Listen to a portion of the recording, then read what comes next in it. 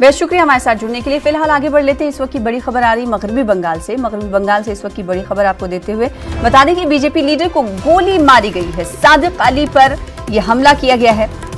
मगरबी बंगाल में बीजेपी लीडरान पर हमले बढ़ रहे हैं। सादिक अली पर यह हमला किया गया। मालदा जिले के पिखोरिया में ये वारदात पेश आई है।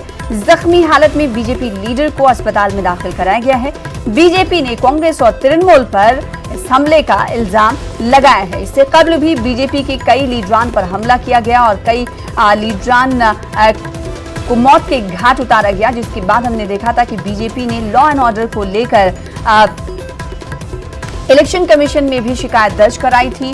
साथ ही वक्तन फवक्तन बीजेपी की तरफ से मगरबी बंगाल के गवर्नर को याददाश्त पेश की जाती रही है। एक ताज़ा हमला मालदा जिले के पिखोरिया में हुआ है। सादिक अली पर, जो कि बीजेपी लीडर हैं, किया गया है।